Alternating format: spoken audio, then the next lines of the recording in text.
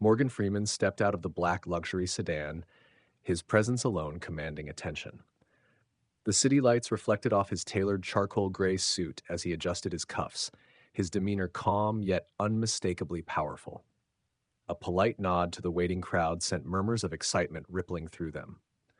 The man was a living legend, and everyone in attendance knew it. As he walked toward the entrance of the studio, cameras flashed and voices called out to him, some requesting autographs, others merely eager to catch a glimpse. Freeman responded with his signature warmth, offering a few brief words to fans before disappearing behind the studio doors, where a producer greeted him with a nervous smile. "Mr. Freeman, thank you so much for being here. The interview will begin in just a few minutes," she said, leading him toward the backstage area. Freeman nodded, his deep voice as smooth as ever. "Looking forward to it," he replied, though something in the air felt off. The energy around him buzzed with anticipation, but there was also an underlying tension he couldn't quite place. The producer hesitated before speaking again. "Just a heads up, our host likes to keep things lively." Freeman's brow lifted ever so slightly. He had done countless interviews over the years, sat across from some of the most respected journalists, but he had also encountered those who prioritized controversy over conversation. He had a feeling he knew what type of interviewer he was about to face. Stepping onto the dimly lit set, he took in the familiar surroundings. A sleek black leather chair waited for him, positioned across from an ornate desk where the host would soon sit.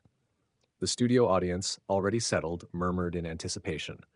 Some whispered excitedly, pointing toward him, while others held their phones at the ready, prepared to capture any memorable moment that might unfold. A voice boomed over the intercom. "And now, ladies and gentlemen, please welcome Morgan Freeman." The audience erupted in applause as Freeman walked onto the stage with his usual unhurried grace. He nodded to the crowd before settling into his chair, crossing one leg over the other. His expression was calm, unreadable, yet commanding. Then the host entered. A tall, sharply dressed man in his mid-40s, known more for his controversial takes than for his interviewing skills, strutted onto the stage. He had a smirk that suggested he was ready to put on a show rather than engage in a meaningful discussion. As he took his seat behind the desk, he leaned forward, his eyes scanning Freeman with a mix of admiration and something else, something less respectful.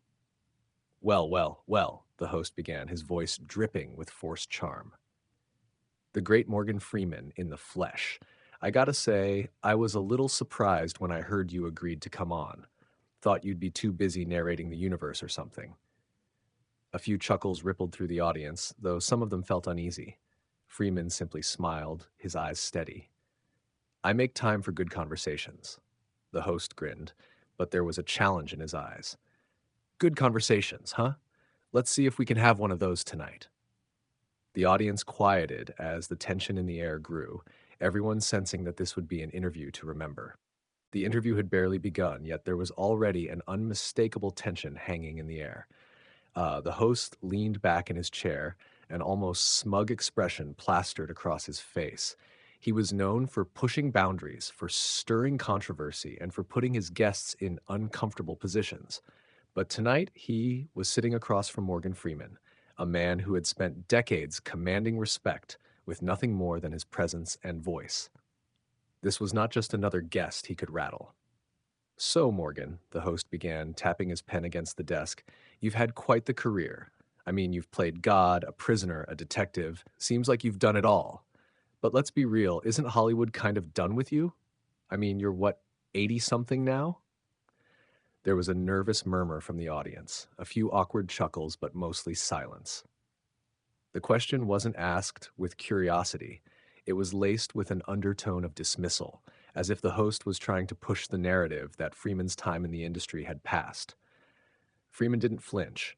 He simply tilted his head slightly, considering the question. Then, with that familiar, deep, measured voice, he said, "Hollywood has a way of determining who's done and who isn't. Funny thing is, they keep calling me back." The audience responded with soft applause. The host, clearly not expecting such a composed answer, let out a forced chuckle. "Well, sure," he said, waving a hand. "I mean, who wouldn't want that iconic voice narrating their film? But let's talk about something real here. People say Hollywood is all about staying young and relevant. Do you ever feel like, I don't know, maybe it's time to step aside, let some of the younger talent take over? There was a slight shift in the crowd. People weren't sure if they should laugh or cringe. It wasn't just a question, it was a blatant attempt to provoke. Freeman took a moment before responding. He rested his hands on his lap, his expression unchanged. You know, he said, his voice smooth as ever, the beauty of storytelling is that it doesn't have an age limit. Wisdom, experience, these things don't expire. If anything, they become more valuable over time. So, if stepping aside means giving up on sharing what I've learned, I'd say that's a loss for everyone, wouldn't you? The audience clapped again, this time louder. The host, sensing that his attempt at stirring the pot had failed, shifted gears. He glanced at his notes and smirked. All right, all right, fair enough. But let's talk about something more personal. You've been in the spotlight for a long time, and, well, there have been some interesting rumors about you. A hush fell over the audience. Everyone knew what he was trying to do. Freeman remained silent, his expression unreadable. The host leaned in, eyes gleaming with anticipation. How do you handle the fact that not everyone sees you as the wise, respected figure you present yourself as? I mean, come on, Morgan. You've had your share of controversies, haven't you? The audience tensed. This wasn't just rude. It was a deliberate attempt to shake Freeman, to drag him into a spectacle. But Morgan Freeman didn't play that game. He simply looked at the host, his gaze steady, unshaken. Then, with a calmness that sent chills through the room, he prepared his response. The air in the studio grew thick with silence. The host had leaned forward, smirking, waiting for some kind of flustered reaction, a moment of weakness that he could capitalize on. But Morgan Freeman did not react the way the host had hoped. He didn't shift in his seat, didn't clear his throat awkwardly, didn't even blink. Instead, he held the host's gaze with a calm, unshakable stillness that made the man falter just slightly. The audience, sensing the weight of the moment, sat at the edge of their seats. Some exchanged glances, wondering if Freeman would lash out or shut down the conversation altogether. But he did neither. Instead, he let a small, knowing smile cross his face before finally speaking. You seem very eager, Freeman said slowly, his deep voice carrying effortlessly across the studio, to dig for something that isn't there. The host's smirk twitched. Oh, come on, Morgan. I'm just asking the questions people want to hear. Are you? This Freeman asked, his voice as smooth as ever. Because from where I'm sitting, it sounds like you're more interested in getting a reaction than having a real conversation. A soft murmur swept through the audience. The host let out a dry chuckle, trying to mask the slight discomfort creeping into his posture.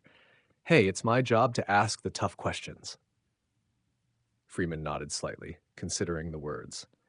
Then he leaned forward just enough to close the space between them. A tough question, he said, his voice lower, more deliberate, is one that seeks the truth. What you're asking? These aren't tough questions. These are cheap shots. The audience erupted into applause, some even letting out cheers. The host forced a laugh, but it was clear he was struggling to maintain his composure. He shuffled the papers on his desk, trying to regain control of the conversation. All right, he said, raising a hand as if to quiet the crowd. Let's move on. No hard feelings, huh? Freeman simply leaned back in his chair, that same quiet confidence radiating from him. The host took a deep breath, clearly realizing that he had underestimated his guest. But just as he seemed to be regaining his footing, he made one final miscalculation.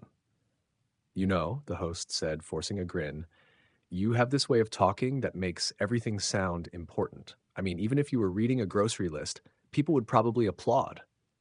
The audience chuckled lightly, but there was something condescending in the way the host said it, something dismissive, as if reducing Freeman's presence to nothing more than a trick of his voice. Freeman's smile didn't waver, but something in his expression shifted, subtle yet powerful. He let the moment linger, let the words settle in the air. Then he exhaled softly and nodded. There's an art, he said, his voice slow, deliberate, to knowing when to speak and when to listen. The audience fell silent again. The host blinked, unsure of how to respond. Freeman continued, his eyes steady. You might be surprised, he said, what you learn when you choose the latter. The applause that followed was thunderous. The host, now visibly flustered, glanced at his notes as if searching for a way to recover. But there was no coming back from this. The interview had just shifted, and Morgan Freeman was now the one in control. The energy in the studio had shifted. The audience felt it. The crew behind the cameras felt it. And most importantly, the host felt it. He had started this interview with the usual arrogance, expecting to steer the conversation in a way that would entertain, provoke, maybe even embarrass his guest. But now he was the one who looked uncomfortable. His smirk had faded, replaced by something harder to define, an uneasy mix of frustration and uncertainty. Morgan Freeman, however, was the picture of composure. He sat with a quiet dignity, his expression thoughtful yet firm. He didn't need to raise his voice or shoot back with quick-witted insults. His presence alone demanded respect, and his words carried more weight than any dramatic outburst could. The host cleared his throat, desperate to regain control. Look, Morgan, I respect your career, I do.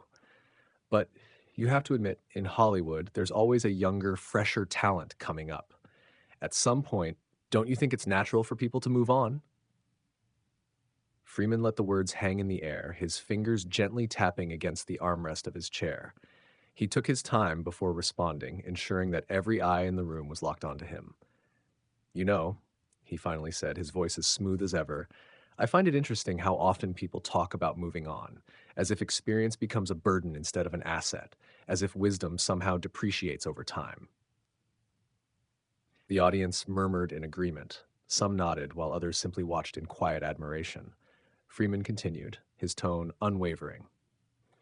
The truth is, storytelling isn't about who's the youngest, the trendiest, or the loudest. It's about who can tell the story in a way that resonates, and resonance doesn't fade with time. If anything, it deepens. The audience clapped again, this time more enthusiastically. The host, sensing that he was losing whatever power he had left, forced a laugh.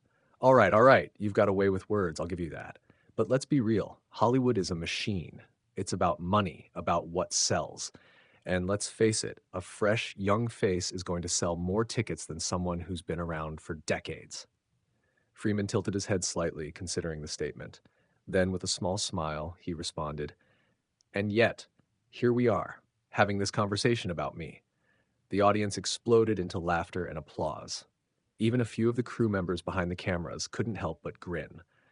Freeman leaned forward slightly, locking eyes with the host. You see, longevity isn't an accident. You don't stay relevant in any industry, especially not in entertainment, by luck. You stay because people still find value in what you bring. That's why I'm here. That's why people are watching. And that's why, despite what you're suggesting, I have no plans of moving on. The host opened his mouth, then shut it again. He had nothing. No comeback. No clever retort. The audience was firmly on Freeman's side now, and he knew it. The silence stretched for a few beats before Freeman finally leaned back, allowing the moment to settle. The host shifted in his chair, adjusting his papers as if suddenly realizing how exposed he was. For the first time in the interview, he was the one struggling to find the right words. The moment the words left Morgan Freeman's lips, the energy in the studio solidified into something undeniable. The audience, previously unsure whether to laugh or cringe at the host's earlier remarks, now erupted into applause. It wasn't just polite clapping, it was the kind of raw, genuine reaction that couldn't be faked. Some people stood, others nodded in agreement, and a few even whistled. The host, on the other hand, looked visibly rattled. He shifted in his seat, his fingers gripping the edge of the desk as he tried to mask his discomfort. He was used to controlling the tempo of his interviews, steering conversations to suit his style, whether that meant riling up his guests or charming them into submission. But this was different. Morgan Freeman had taken the power from him without raising his voice, without resorting to theatrics, without needing to prove anything. The host chuckled awkwardly, scratching his head as he attempted to reclaim the room. Well, I gotta say, Morgan, you really know how to win over a crowd, he muttered, flashing a tight-lipped smile toward the audience. Freeman gave a slow nod. I don't think it's about winning over a crowd, he said. It's about speaking in a way that makes people think. You might want to try it sometime. The audience roared. Even some members of the production crew, normally trained to remain neutral, couldn't help but smirk. The cameras captured everything: the host's uneasy swallow, the way he briefly glanced toward his producers as if silently asking for guidance. But there was none to give. He had lost control of the interview, and he knew it. Still, he wasn't ready to admit defeat. Clearing his throat, he glanced down at his notes, searching for a way to pivot.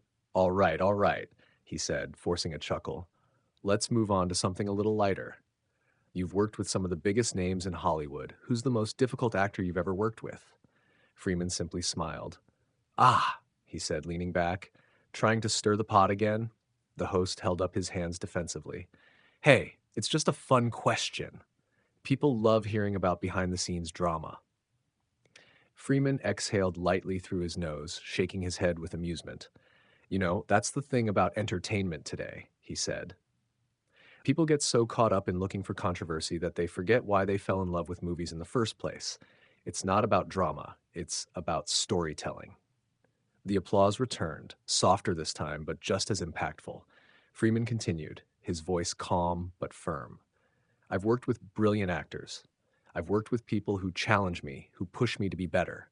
That's what matters. Not rumors, not gossip, but the work.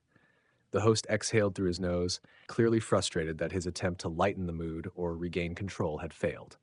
But by this point, the audience was fully in Freeman's corner. The interview was no longer about the host or his usual tricks. It was about a lesson in grace, wisdom, and knowing when silence spoke louder than words. The host was running out of options.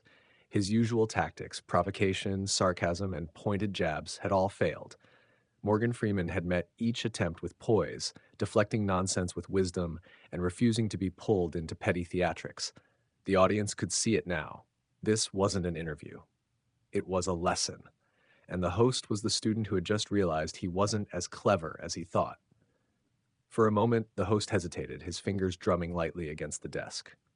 He glanced at his notes again, searching for something, anything that could salvage his credibility. Finally, he sighed, resigning himself to the fact that he had lost control of the narrative. Well, Morgan, he said, forcing a smile, I gotta hand it to you. You've got a way of making a guy feel like a fool without ever actually saying it. Freeman gave a soft chuckle, shaking his head. No, he said simply, I've just got a way of making people think. The audience applauded again, this time more subdued, as if acknowledging a simple truth. The host leaned back in his chair, rubbing his chin thoughtfully. All right, he admitted. I'll bite. What's the biggest lesson you've learned in all your years in Hollywood? Freeman considered the question for a moment, then spoke with the same quiet authority that had carried him through the entire interview. That the loudest person in the room isn't always the wisest, and that respect is not something you demand, it's something you earn. The studio fell completely silent. Even the host, who had spent the entire interview trying to throw Freeman off balance, could do nothing but nod, because he knew, everyone knew, that Freeman was right. The host let out a small, almost defeated chuckle.